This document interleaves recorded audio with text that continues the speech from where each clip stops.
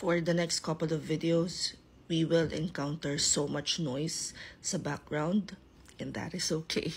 We have a couple of home projects going on. Para sa tubig, bumili na kami ng 1,000 liters. Dahil bumagyo, kailangan namin magpagawa ng mga gutter and all. And this one is, so ito, waterproofing yung ginagawa nila dyan. Like the whole thing. And I think I mentioned na we purchased this property para gawing yung half is yung garahe.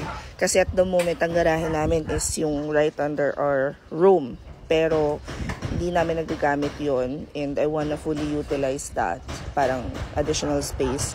So dito meron tayong garahe, and then dito meron tayong ilalagay na kubo. May damit po ako sa video, baka sasabihin wala akong suot.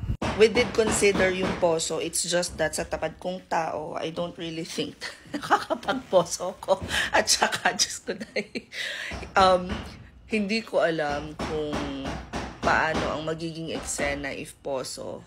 Pero, we'll really consider that dun sa kabilang, dun sa ano. Kasi din, parang ayoko nang pakabitan ng line ng tubig yung, ano na yun, yung property na yun. Kasi garahe lang naman siya, and then kubo na may room. So yun lang, life update lang kung ano nang naging solusyon namin sa kawalan ng tubig. But thank you sa lahat ng mga suggestions nyo. We did consider a lot of things dito sa problema namin sa tubig. Nag-file na rin.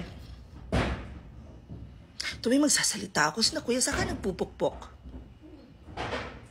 Ang hirap no pag walang tubig. Like nagkakatubig kami between 12 midnight hanggang 4, 5, minsan umaabot na 6. But it's really hard. It's kind of challenging. Kasi ako pa naman yung tipo ng tao na pag naglilinis ng bahay, talagang, tubig ng mapalit, linis yung buong garahe, ganyan. And,